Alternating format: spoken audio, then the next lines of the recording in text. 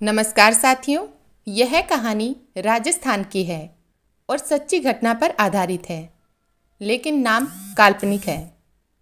यह कहानी भगवान के चमत्कार की है। एक छोटे से कस्बे में एक रिक्शा चालक रहता था। उसका नाम था नत्थू और उसकी पत्नी का नाम था माया। नत्थू बहुत ही नेकदिल इंसान था। वह रोज ऑटो रिक्शा लेकर जाता और लोगों को उनके घर पहुंचा आता। उसका व्यवहार एक छोटे बच्चे से लेकर बड़े बुजुर्गों तक सभी व्यक्तियों से बहुत ही अच्छा था। अपने मधुर व्यवहार के कारण लोग उसे पहचानने लग गए थे। रात के 1 बजे भी अगर किसी को कोई आवश्यक कार्य होता तो वह बेचारा 1 बजे भी उठ जाता। कभी भी लोगों को मना करने की उसकी आदत नहीं थी। महिलाएं रात के समय में भी उस ऑटो रिक्शा चालक की ऑटो में बिना किसी संकोच के बैठ जाती थी। नत्थू के 3 बेटियां थीं, चांदनी, अंकिता और तनु। बड़ी बेटी 12वीं कक्षा तक पढ़ चुकी थी और बाकी दोनों बेटियां शिक्षा ग्रहण कर रही थी। उसने अपनी बड़ी बेटी की शादी तय कर दी। भगवान का दिया उसके पास गुजारे लायक काफ़ी था। ऑटो रिक्शा चालक ने अपनी बेटी का विवाह एक अच्छे परिवार में तय कर दिया। उसके ससुराल वालों ने शादी की तारीख भी निश्चित कर दी। ऑटो रिक्शा चालक ने रात दिन मेहनत करके अपनी बेटी की शादी के लिए रुपए जुटाए। उसने अपनी बेटी के गहने, कपड़े और शादी का सारा सामान खरीद लिया और बेटी की शादी का इंतजार करने लगा। एक दिन वह भगवान के मंदिर में पूजा करने के लिए चला गया और पूजा करते हुए कहने लगा कि हे भगवान, मेरी बेटी की शादी जल्दी ही होने जा रही है। अपनी बेटी की शादी का सारा सामान खरीदने में मुझे कोई कमी नहीं आई। आपकी दया से सब कुछ ठीक चल रहा है। सारा सामान भी आ गया। खाने पीने का भी सारा सामान आ चुका है। जब शादी के 2-3 दिन रह गए थे तब वह अपनी बेटी के पास जाकर बोला कि बेटी, मेरे पास देने के लिए ज़्यादा तो कुछ नहीं है। मैंने तुम्हारे लिए थोड़े से गहने बनवा दिए हैं। तुम्हारी दोनों बहनों के भी हाथ पीले करने हैं। तुम्हारा हाथ एक अच्छे परिवार में दे रहा हूँ।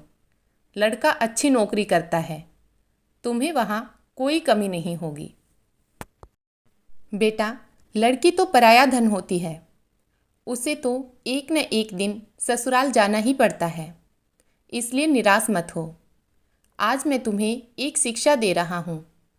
अपने ससुराल में बड़ों का सम्मान करना, अपने सास ससुर की खूब सेवा करना, बड़ों की आज्ञा का पालन करना, अपने सास ससुर को ही अपने माता पिता समझना। मैंने तुम्हें 12वीं तक की शिक्षा दी है और सिलाई भी सिखा दी। तुम्हारे ससुराल वाले अगर तुम्हें नौकरी करने देंगे तो करना, वरना नहीं। हमारी मान मर्यादा का ख्याल रखना। सास ससुर तुझे डांट डपट करे तो सोच लेना कि तुम्हारे माता पिता तुम्हें डांट रहे हैं। मेरी इज्जत का सम्मान करना। इस प्रकार अपनी बेटी को समझाते समझाते उसकी आंखों में आंसू आ गए। घर में शादी का माहौल था। घर में रिश्तेदारों का तांता लग गया था। किसी को क्या पता था कि होनी तो कोई और ही खेल खेल रही थी। शायद वह उनकी परीक्षा ले रही थी। शादी के केवल 3 दिन बचे थे कि अचानक रात को ऑटो रिक्शा चालक के घर में भयंकर आग लग गई। सभी लोग सो रहे थे और उनका सारा घर आग की लपेटों की चपेट में था। तभी उनके घर की छोटी बेटी अंकिता पानी पीने के लिए उठी। उसने देखा कि चारों ओर धुआं ही धुआं था। वह दौड़कर अपने माता पिता को जगाने गई और तीनों बेटियां आग आग चिल्लाने लगी। बड़ी मुश्किल से रिक्शा चालक ने पिछली बालकनी से जाकर एक डंडे के सहारे बालकनी से निकलने की कोशिश की। घर के सभी सदस्य बाल बाल बचे, लेकिन घर का सारा सामान आग की लपेटों में खाक हो गया था। शादी का सारा सामान जलकर नष्ट हो गया था। चांदनी भी बेहोश हो गई थी। दोनों बहनें चक्कर खाकर गिर पड़ी थी। चांदनी को थोड़ा थोड़ा होश आया। लोगों ने उन सबको बड़ी मुश्किल से बाहर निकाला। थोड़ी देर पहले जहाँ खुशियाँ छा रही थी वहाँ का दृश्य देखा भी नहीं जा रहा था। जो भी देखता उसकी आंखों से आंसू निकलते। बेचारा अब क्या करेगा, बिना शादी के ही बेटी रहेगी। दूल्हा तो अब उसे ब्याहने से रहा। कुछ लोग तरह तरह की बातें करते, जितने मुंह उतनी बातें। चांदनी दौड़ी दौड़ी अपने पिता के पास जाकर बोली कि पापा आप निराश न हो, शायद मेरी किस्मत में यही लिखा था। मुश्किल की इस घड़ी में हमें कमज़ोर नहीं पड़ना है। मैं आपका बेटा नहीं हूँ तो क्या हुआ, आपने बेटों की तरह हमारी परवरिश में कोई कमी नहीं रखी।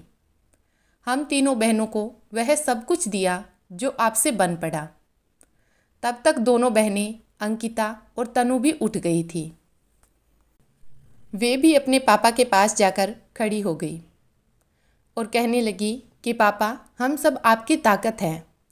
हम तीनों आपकी बेटियां नहीं बेटे हैं। आज से हम भी आपके साथ कमाएंगे।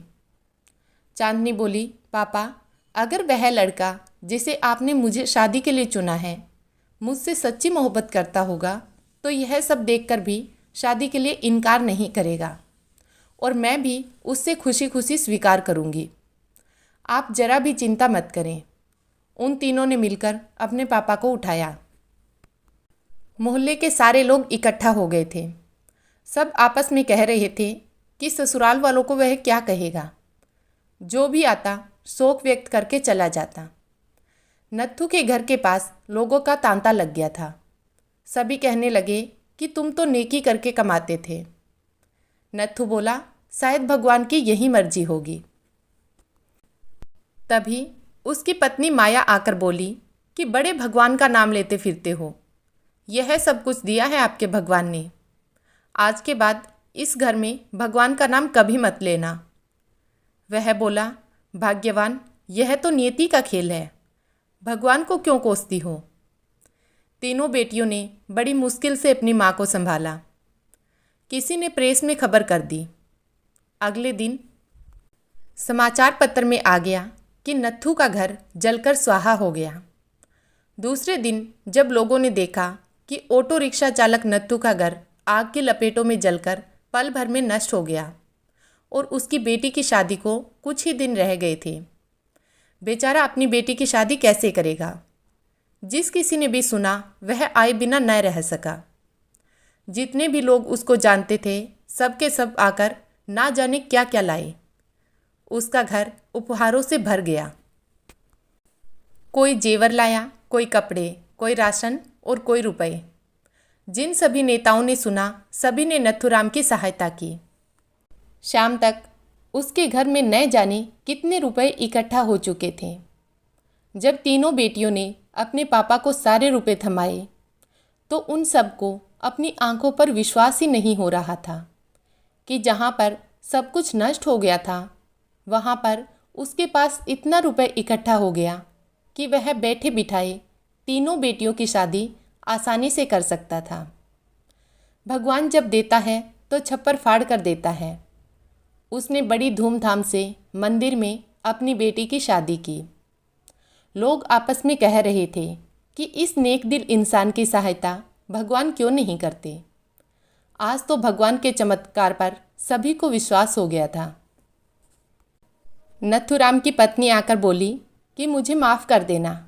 गुस्से में भगवान के लिए न जाने क्या क्या अपशब्द कह गई।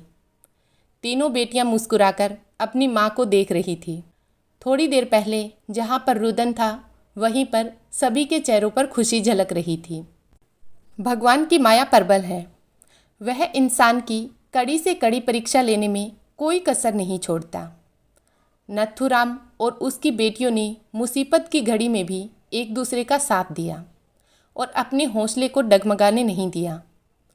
उसकी बेटियों ने एक बेटे की तरह अपने पिता के विश्वास को ठेस नहीं पहुंचने दी और भगवान ने रातों रात छप्पर फाड़कर उनकी सहायता की।